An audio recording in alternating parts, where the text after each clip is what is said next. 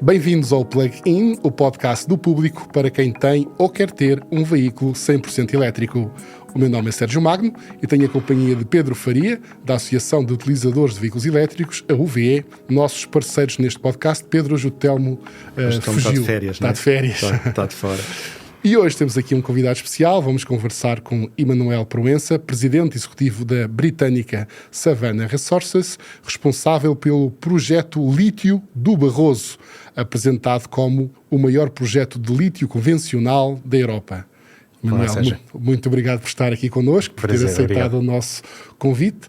O projeto tem sido muito falado, este projeto de lítio do Barroso, e a Savannah tem estado, eu acho que posso dizer, na boca do mundo com este projeto. Supostamente, de acordo com a informação que a Savannah divulgou, será a maior reserva deste tipo de lítio na Europa Ocidental. Portanto, foi considerado já estratégico para Portugal, para a transição energética, mas julgo que também tem aqui alguns desafios significativos em termos de aceitação social e também da volatilidade, talvez, do mercado. E eu começava aqui para estas áreas, relativamente à transição energética. Muitas vezes este projeto é indicado como uma peça-chave, mas temos assistido a um processo complexo, já longo, digo eu. Sim. Pode-nos explicar um bocadinho em que fase concreta se encontra o projeto, em termos de licenciamento, construção? Sim. No fundo, quando é que vamos ver as primeiras toneladas de lítio no mercado? A resposta a isso é em 2028, mas dou a resposta um bocadinho mais longa, que eventualmente é mais interessante perceber como vai. Mas 2028 já... Sim, portanto, projetos industriais são sempre projetos desafiantes de montar, sobretudo em fase inicial, e portanto é normal que demorem algum tempo até ver a luz do dia. Foi assim com projetos muito grandes como a Auto Europa e é assim com qualquer outro projeto grande industrial em Portugal ou no mundo fora. Em projetos de setor primário, projetos de mineração, tem de se juntar a essa fase de desenvolvimento industrial a fase prévia de análise do recurso, de análise do que está debaixo da terra, para se perceber se tem as características necessárias para viabilizar um projeto rentável e funcional que entregue o produto que se deseja. E isso demora muito.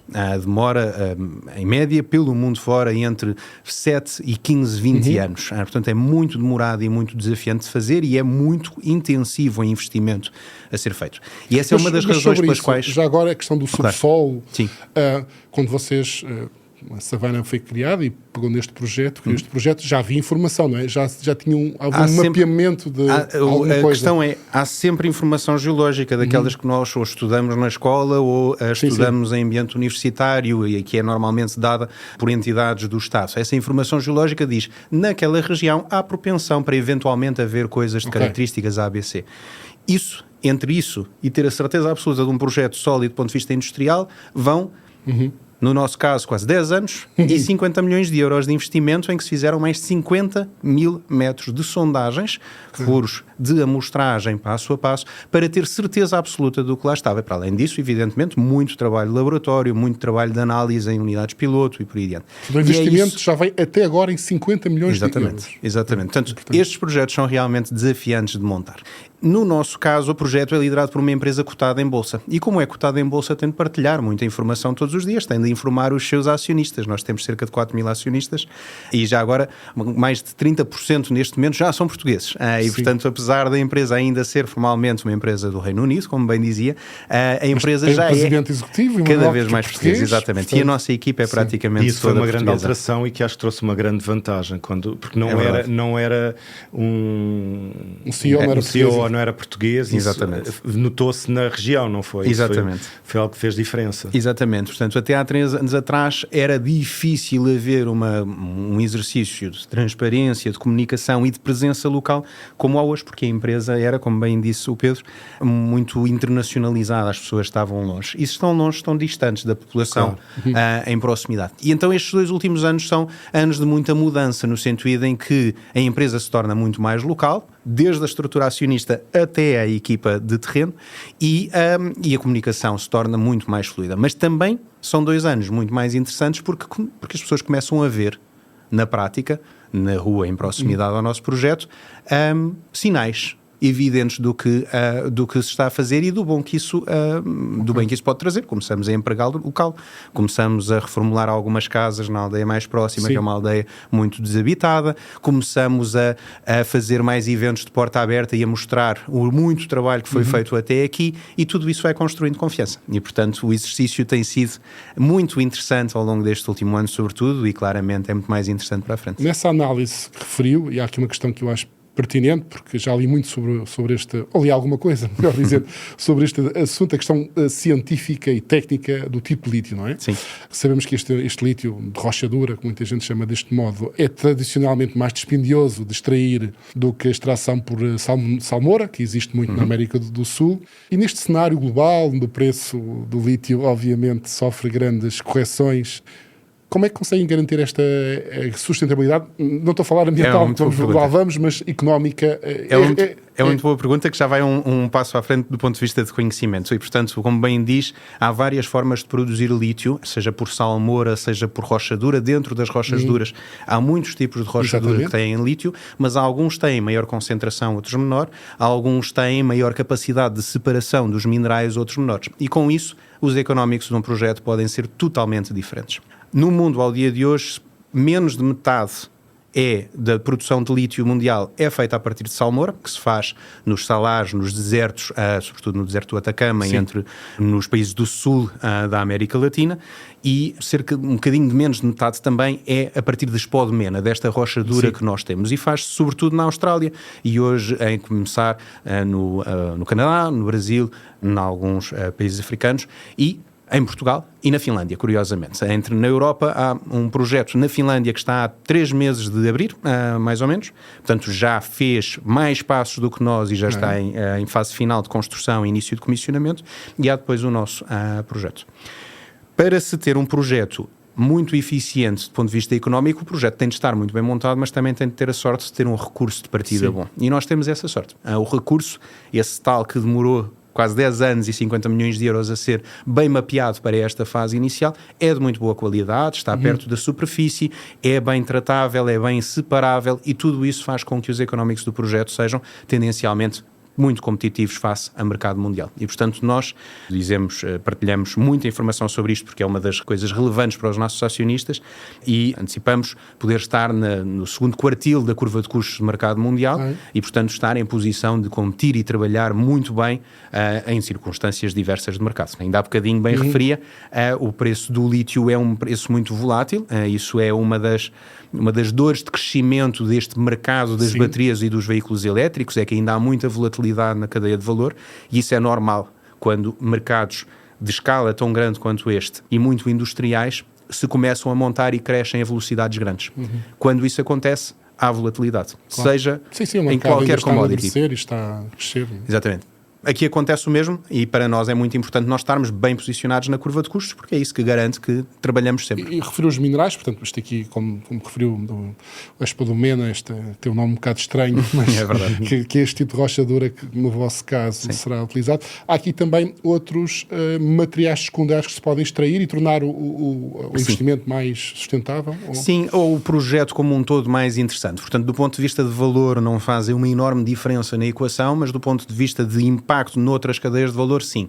A spodumena está misturada na mineralogia habitualmente, e no nosso caso em particular de forma muito pronunciada, com feldspato, quartzo, mica. O feldspato é a base da indústria cerâmica, e Portugal tem uma indústria cerâmica relevante. E, portanto, evidentemente, voltar a ter um recurso de feldspato competitivo, sólido e em qualidade muito boa, vai ajudar a voltar a trazer mais energia a esse setor que é tão importante, sobretudo para o centro do país. O quartzo depende da qualidade com que é extraído e da qualidade mineralógica, pode ou não ser utilizado na indústria do vidro. O nosso não temos ainda claro que possa vir a ser utilizado na indústria do vidro. E a mica pode ser utilizada se for da qualidade e da especificação certa, na indústria de isolamentos e também na produção de alguns elementos para veículos, curiosamente, isolamentos para veículos. Okay. Já agora, voltando um pouco atrás, mencionou que não há assim tantas explorações ainda deste tipo. Portanto, no vosso de exploração está previsto algum tipo de tecnologia inovadora, alguma solução que possa aumentar a produtividade, aumentar a eficiência? Quando há projetos industriais, eles têm todos muitas variáveis e, portanto, há sempre alguma componente de inovação no processo. No nosso caso, temos a sorte de trabalhar um recurso que tem características muito similares ao que se fez na Austrália nos últimos 10, 15 anos para servir, sobretudo, o crescimento do mercado chinês. E, portanto, tem sido a Austrália a fazer muita mineração de rocha dura e a ganhar muito com isso. E a fazer o fornecimento de boa parte da cadeia de valor chinesa. E, portanto, nós tivemos e temos ainda na equipa algumas pessoas australianas, cada vez menos, mas ainda muito importantes, que nos ajudam a trazer o know-how mais avançado de alguns desses projetos australianos. Mas a base tecnológica é uma base que já é bem conhecida, já está bem cimentada e isso reduz o risco tecnológico, garante mais qualidade de execução no projeto. Depois estamos envolvidos em 3 projetos de investigação com entidades europeias, com várias outras empresas pela Europa fora. Em cada um deles há inovação e desenvolvimento específico em alguma particularidade. Temos agora previsto também fazer outro projeto com entidades portuguesas. Portanto, há sempre algumas coisas interessantes a fazer e há muita tecnologia de ponta envolvida. Voltando agora aqui, se calhar, ao ponto, ou indo, melhor dizendo, para o ponto mais sensível, que tem a ver com a reação da população local, organizações ambientais que têm manifestado posições fortes a este projeto. Há aqui algum receio que esta mina possa destruir um modo de vida ali agrário, pastoril daquela zona. Como é que respondem a estas críticas? Sérgio, ainda bem que me faz a pergunta, porque me permite dar a resposta. E eu, por muitas vezes que venho a dizer isto em vários meios, é evidente que é normal que as pessoas ainda sintam que há esse receio e essa oposição que houve há alguns anos. Era normal, quando não se compreende bem um projeto e as equipas não estão tão presentes no terreno, os receios crescerem. E isso aconteceu claramente há uns anos atrás. O Pedro e a equipa do VE tiveram a oportunidade de ir lá acima. É interessante ver que... Mas não estaria nenhuma rocha, acho eu. Não estaríamos rocha, mas andámos a ver as rochas e a ver todos estes elementos que o Emanuel falou. Mas é interessante verificar que há aqui uma parte que toca muito com a mobilidade elétrica, que são os mitos que foram criados. Sim. Nós também temos mitos na mobilidade elétrica que foram criados e aquilo que eu me apercebi na visita foi que também eu próprio tinha alguns mitos sobre este projeto ideias em concreto. Ideias pré-concebidas e que, uma vez explicadas no terreno, acabam por nos clarificar. E realmente alguns não passavam de mitos e de desculpas ou medos sem fundamento científico e que não fossem resolvidos no terreno. Que é isso que vocês estão a fazer agora. Mas eu interrompi o Emanuel que ia explicar. Mas isso ajuda-me essa introdução, Pedro, porque é totalmente verdade e, portanto, o trabalho de fazer a comunidade local compreender é sempre mais, digamos até, de certa forma, mais fácil pela proximidade do que fazer o país inteiro passar pelos pontos de preocupação. E, portanto, a nível local nós já nos sentimos muito bem. Aliás, boa parte da nossa equipa é de pessoas locais. A equipa de ambiente, portanto, se há à frente em que podia haver preocupações maiores é precisamente na componente ambiental. A nossa equipa de ambiente é composta, na sua maioria, por pessoas locais, por pessoas das aldeias mais próximas ao projeto ou da Vila de Boticas e, portanto, a comunidade está envolvida ao ponto de estar a executar uma parte do trabalho ambiental para garantir que o projeto corre muito bem. E do vosso ponto de vista, notam que já está a ter, a reação está a mudar? Sem dúvida já mudou muito. Agora, isso não quer dizer que 100% das pessoas adorem o projeto, não quer dizer que o grupo, a associação que se criou para contrariar o projeto há uns anos atrás desapareça. Ela criou-se para se opor ao projeto, ela vai continuar a opor-se ao projeto até que só tenha 1 ou 2 pessoas por trás. Portanto, é normal que assim seja e é normal que seja fácil também criar receios à volta do projeto. É normal também que seja um bocadinho mais difícil para nós explicar que esses receios são, na sua grande maioria, infundados e, quando são fundados, estão dentro de um enquadramento em que o benefício claramente supera os desafios do projeto. Mas isso faz parte. É um dos desafios que nós temos e aceitamo-lo bem. Temos muita confiança de que temos um projeto de muito boa qualidade e que, no contexto local, será um projeto muito, muito importante para a região, e isso é daquilo que mais nos motiva. A região de Boticas e do Barroso é, como muitas regiões de interior do país, uma região que perdeu imensa população nos últimos 40 anos. Não há uma única família que não tenha a maioria dos seus membros fora, não é alguns membros fora, é a maioria dos seus membros fora, e realmente foi vendo ao longo das últimas décadas alguns projetos que se montavam na região e que eram projetos de infraestrutura. E, portanto, monta-se o projeto, vem 3, 4 anos de emprego porque é uma estrada ou uma barragem, coisa do género, e depois acaba, não é? Porque a infraestrutura está montada. E demorou algum tempo até que estivesse estabelecida a base de confiança suficiente para que as pessoas, a nível local, compreendessem que está aqui uma oportunidade de viragem brutal para as suas vidas. Porque este projeto cria emprego, vida perene para várias gerações. Eu acho que também não é. Nós também temos. É inegável que terá impacto naquela região. Nós não podemos fugir a isso. Há aqui uma coisa que eu considero que é importante dizer. Os projetos dos fotovoltaicos, nós podemos instalá-los em diversas zonas, não é? Temos aqui uma região grande em que podemos mexer um bocadinho. Ali, para aquela população, a Espudumena, não é? Está ali naquele local, portanto, tem que ser mesmo ali. Não há como deslocar mais para a direita, mais para a esquerda.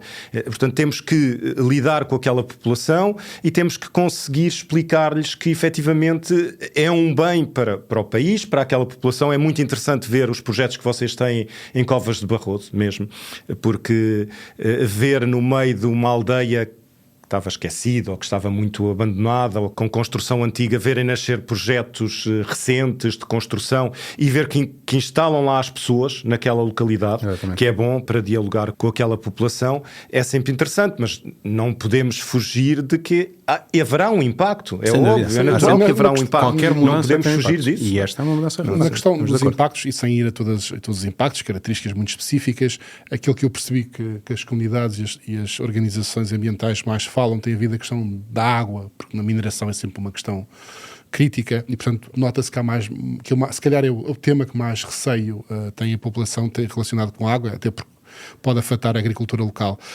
Nesse aspecto muito específico, o que é que pode Sem dúvida dizer? Que é um ponto que aparece sempre e é tão fácil criar a percepção. Já sei de onde é que vem, mas é tão fácil criar a percepção de uma região que as pessoas à distância veem como uma região agrícola, podia haver impacto na agricultura, mas é preciso ir lá. E quando se vai lá, compreende-se que o projeto está todo a jusante num vale, a jusante numa aldeia, e está todo numa área que é ou floresta industrial de pinho ou terreno abandonado. E, portanto, com características muito diferentes daquelas que são comunicadas pelo grupo que normalmente faz. Mas corrija-me se estiver. A água não vai ser retirada do rio. Mas esse é o segundo ponto, exatamente. Portanto, há um rio pequenino, Rio Covas, que passa em proximidade ao projeto. O projeto tem mais de 100 metros de área de exclusão para os dois lados. O projeto, como ocupa uma área relevante, tem uma série de reservatórios de água para fazer recircular a água e garantir que a água continua no meio natural sem ser contaminada, utilizada pelo nosso projeto. A contaminação em si é também um mito, porque o nosso projeto tem a área de trabalho circunscrita, tem a TAR, tem a unidade de osmose reversa, tem recirculação de água e por aí adiante, e, portanto, podem estar descansadas as pessoas que veem isso como uma preocupação relevante, porque na realidade local, na realidade prática local, a questão é muito mais interessante de endereçar e muito mais fácil de endereçar. E depois entra toda a parte mais interessante do projeto. O Pedro referia Covas do Barroso e as pessoas que já colocámos a morar na aldeia em regularidade, eu esta semana só não dormi em Covas do Barroso 2 noites porque houve um nevão muito grande e eu às 11h30 da noite estava a tentar passar para a aldeia e já não conseguia. Fiquei na vila. Mas estavam lá 5 colegas meus que são da equipa e que se mudaram para a região e estavam lá outros 5 colegas meus que são da aldeia e que trabalham na nossa equipa. E, portanto, isso é só a ponta do iceberg da oportunidade que está aqui. Nós estamos a falar de pessoas que mudaram a sua vida para melhor por mais rendimento ou por poder voltar à aldeia de origem e não ter de estar a morar e a trabalhar ou no litoral ou no estrangeiro. Aqui ainda estamos nas pessoas ou nas dezenas de pessoas. O projeto, na fase de construção, já vai estar a empregar à volta de 600 pessoas. Na fase de operação vão ser perto de 350 diretas e em proximidade, perto de 1.000 a 2.000 em a influência na região daquelas mesmo o valor de impacto económico é muito significativo, Exatamente. não é? Exatamente. Estamos a Mesmo falar impacto económico local, não estamos a falar sequer local, do- não, mas mesmo nacional, mesmo a nível Sim, nacional, tem obviamente, sim. algum impacto aquilo que Isso- vai isso ser mesmo. o projeto em operação completa. E é aí que se torna muito interessante. Mas aí deixem-me só reforçar mais 2 elementos. O projeto inclui também uma estrada, são 40 km de uma estrada, em boa parte a estrada que já há muito tempo a Vila de Boticas e a região queriam ter para ter acesso à A24, aliás, desde que a A24 foi construída. O projeto vai construí-la porque precisa dela e porque também beneficia a comunidade local.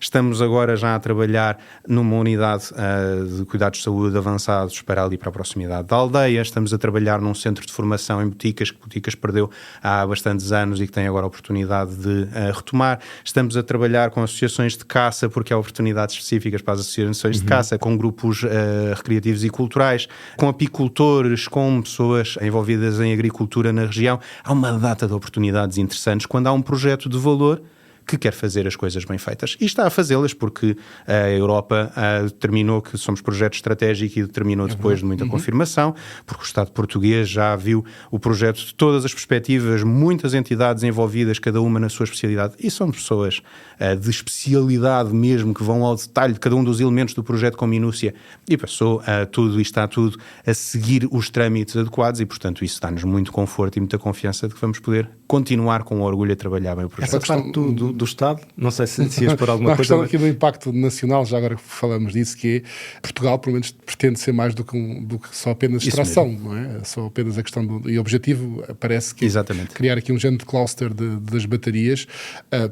Temos falado da chinesa Calb em Sines. Como é, vocês já estão, a Savannah Resources já está em conversações ativas com algum tipo de fabricante de baterias? Aí entra outra oportunidade, e essa oportunidade ela é de uma dimensão que é muito, muito interessante.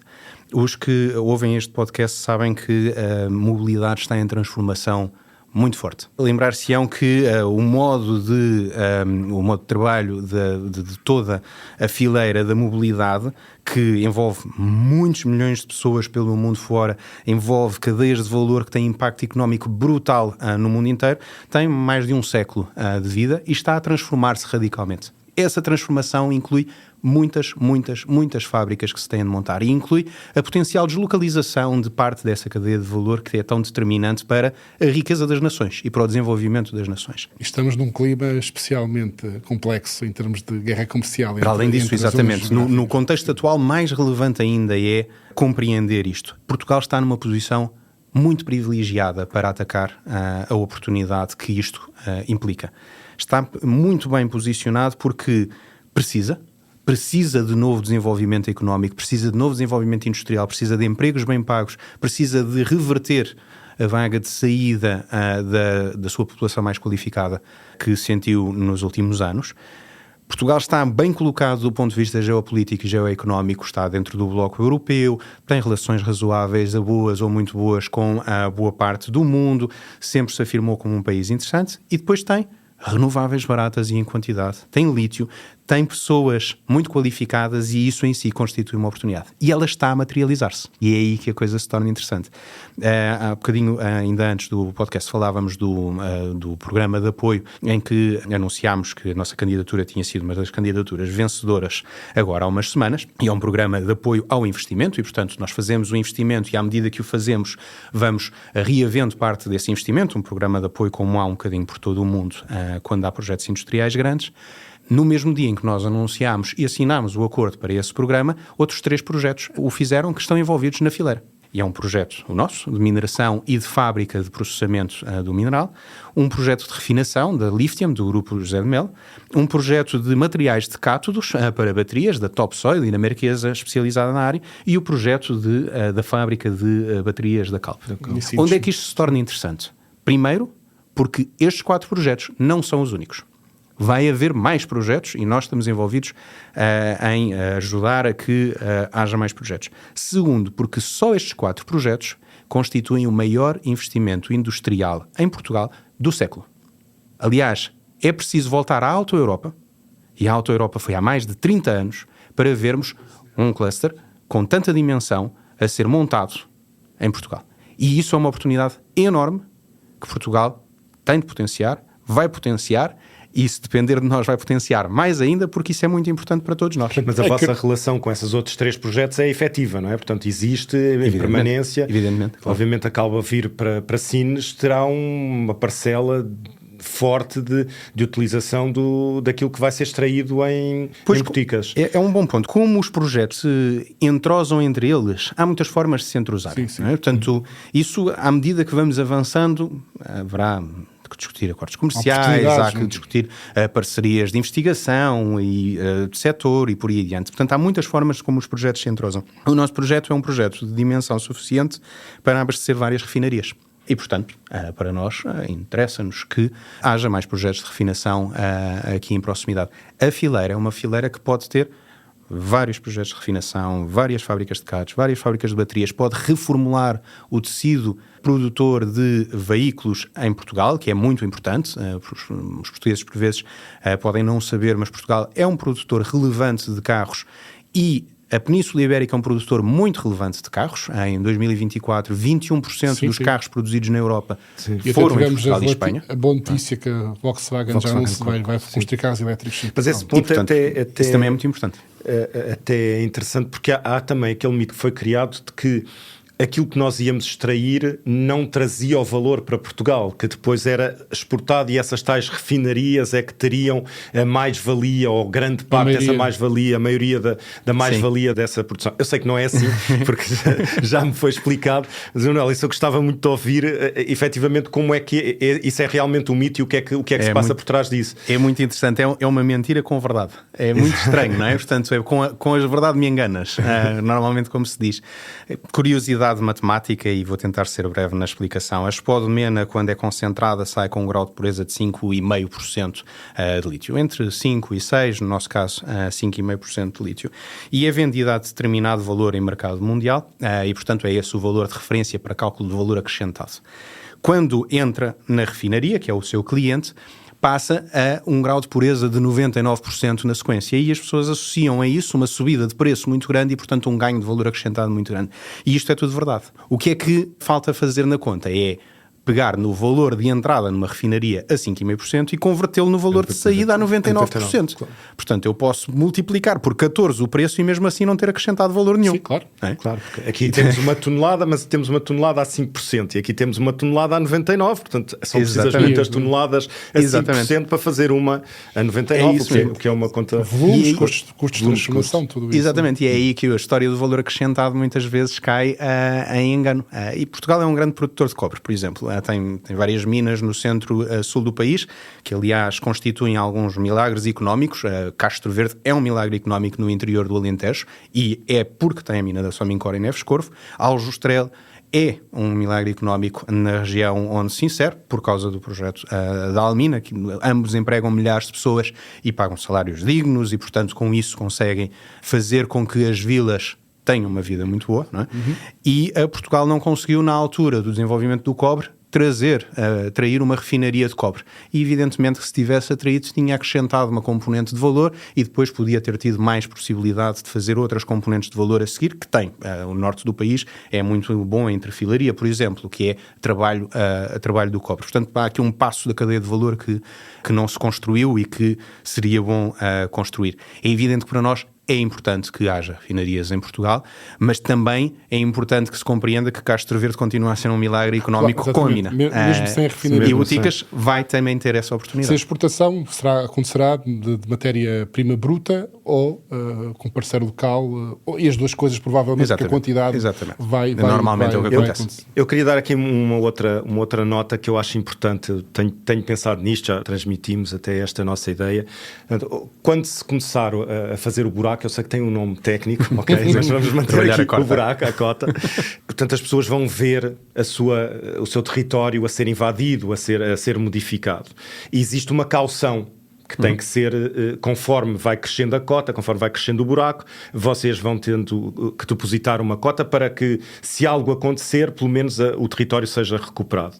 Eu já dei esta ideia, mas acho que era importante referir, que é de que essa caução seja visível para as populações e para as associações, que de alguma forma eles vejam que o seu território está a ser modificado, mas que há um valor colocado de parte para que, se algo aconteça, está salvaguardado de que vai ser recuperado. Sim. Essa caução existe, não é? Isso para já é algo que sei que existe, mas há algo que vocês poderiam fazer nesta parte, alguma coisa que... Isto descansa bastante as populações, não é? Sim. A caução, como vários outros elementos, são definidos também e como obrigatórios por lei. E, portanto, ela não só existe, como ela teria de existir no quadro regulatório atual. E, portanto, nós tornarmos-la visível para todos, se for possível do ponto de vista legal, parece uma ideia interessante e, portanto, vamos explorá-la.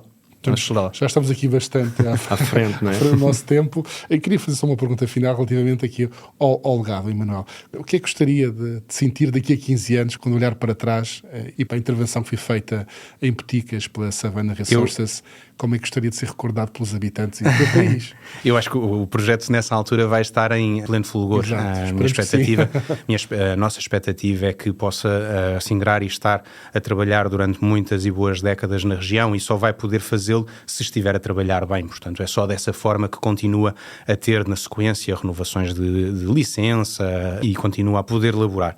Nessa altura, eu não tenho a menor dúvida que nós vamos olhar para estes anos e pensar, ora bolas, que realmente os portugueses às vezes precisam de acreditar um bocadinho mais em si, precisam de acreditar um bocadinho mais em como ir apanhar as oportunidades e explorá-las da melhor forma possível, porque Boticas vai ser uma Castro Verde, vai ser um município que vai ter muito mais futuro e muito mais capacidade e vai dar muito melhor vida a todos aqueles que por lá conseguirem fazer e quiserem fazer a sua vida.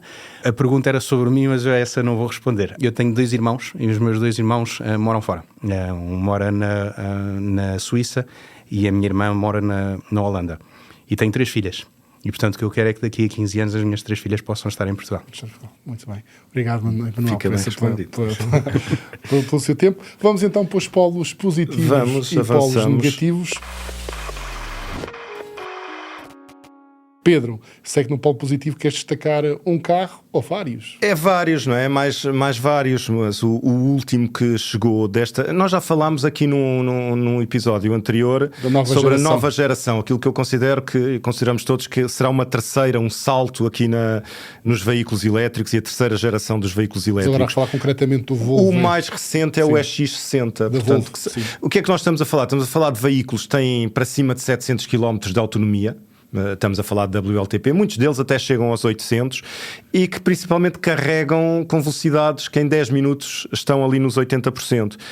Há mais veículos, como sabes, desta categoria que fazem isto, o iX3, o CLA da Mercedes, também o GLC, alguns da Xpeng, e eu acho que aqui é um polo positivo deste salto. Vamos destacar o EX60 como são carros que chegou agora. Ou que chegaram, ou o Mercedes CLA já está no mercado. Sim. O iX3 também já foi apresentado e está a chegar, o EX60 também, o Xpeng já chegou. Existiu. Portanto, são carros deste ano e aqui uma nova geração. Sim, não é futuro. Eles estão até ao final deste trimestre terão cá o iX3 estará cá, o EX60 também. Portanto, são carros que podem ser adquiridos. Não estamos a falar de futurologia de forma alguma. Claro. Portanto, são realidades. E pelo polo negativo, por outro lado, temos aqui 2 ícones que desaparecem. Este toca muito ao coração. O Elon Musk, entre outras coisas que faz, vai debitando informação, não é? E a última que fez é realmente o fim da produção do S e do X. A primeira nota que eu quero dar é de que eu não acredito. Ok? Sim. Fica aqui, depois atirem-me à cara.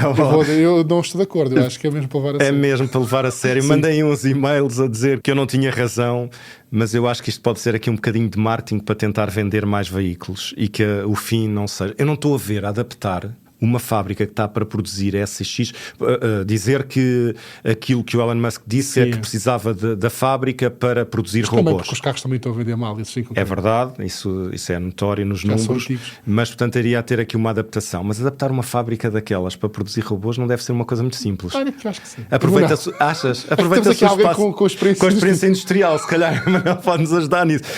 Tínhamos de abrir outro episódio, porque a verdade é que 2 semanas antes de fazer esse anúncio, a Tesla abriu para a operação a sua primeira refinaria de lítio, em Corpus Christi, no Texas. Foi agora há muito pouco tempo. Portanto, isso abriria um episódio enorme para uma conversa adicional, que é tudo o que há adicional associado a lítio e a baterias, que vai para além do carro elétrico. Claramente, nada sim. disso vai ser substituto do carro elétrico. Eu trabalho há 15 anos em energia para a mobilidade, portanto trabalhei em todas as vertentes, ou numa boa parte das vertentes de energia para a mobilidade, e portanto conheço bem o tema.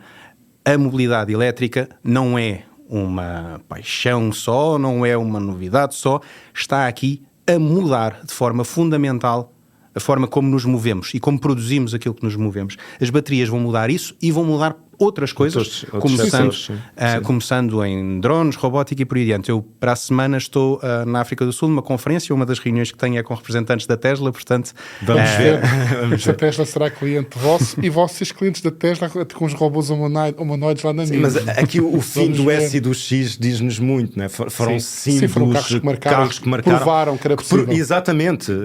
O S é o veículo que modifica para sempre a mobilidade elétrica e que permite ver que era possível, não é? Com a performance, com a autonomia, há design, tecnologia. Há claramente uma ideia do que é o veículo elétrico antes do Model S e depois do Model S. Eu tenho um de 2016 que cá continuará, mas é uma pena assistir a esta decisão. Muito bem, hoje não temos cá o Telmo, portanto vou eu assumir Vamos ter que nos chafar os dois. papel daqui da dica da semana, e esta dica tem a ver com baterias, mas no caso, e eu sou um exemplo disso mesmo, também já me aconteceu, que a bateria que costuma falhar nos carros elétricos não é a bateria principal, é a bateria de 12 volts. E muita gente tem notado, temos recebido alguns mails, já me aconteceu também, fica a piada porque a bateria de 12 volts, que é essencial para o carro funcionar, porque normalmente não, todos os carros têm a bateria principal está desligada por razões de segurança do carro e é preciso ativá-la, há ali uns pinos que têm que mexer e portanto a bateria de 12 volts é fundamental para que o carro fique pronto a funcionar. Portanto, tenham cuidado, não ignorem quando aparece no painel que a bateria de 12 volts precisa de ser substituída, cuidado com a manutenção, estejam atentos aos sinais, que é para não ficarem depois presos porque a bateria de 12 volts. E já agora, uma opção é comprar um booster, os mais acessíveis. Nós sabemos que para um veículo a combustão, sem a bateria de 12 volts, o carro não funciona, não está ao start, não é? Sim. E no veículo elétrico é a mesma coisa. Parece estranho, mas acontece exatamente a mesma coisa. Portanto, há aí cuidados a ter com a bateria de 12 volts. Ela até não é mais ou menos os tempos de duração do veículo a combustão. 3 anos, 2 anos, quantos? Depende um bocadinho. Depende um pouco do veículo, mas tenham atenção a esses avisos e muitos dos carros em manter-nos dentro do carro com os sistemas operacionais sem estar ligado à bateria de tração principal não lhe dá muita saúde. Já me aconteceu e fiquei preso. Felizmente tive que recorrer a um vizinho que tinha um carregador de baterias e lá carreguei um bocadinho. Olha, e não pega de empurrão, sabes? Não pega de empurrão. Mas há uns boosters, alguns powerbanks que até não são muito caros, que podem ter, se quiserem, ter aqui uma segurança extra. Pedro, muito obrigado. E Manuel, muito obrigado pela sua presença. Obrigado a vocês. E assim terminamos mais este episódio do Plug-in, o podcast do público dedicado à mobilidade 100% elétrica. Aproveito para apelar o envio de sugestões para temas que gostaria de ver aqui analisados através do e-mail sergio.magno@publico.pt. Até para a semana. Para não perder os novos episódios, subscreva este podcast do Público na sua aplicação preferida. Para além deste programa, há mais para descobrir em publico.pt/podcasts. O Público fica no ouvido.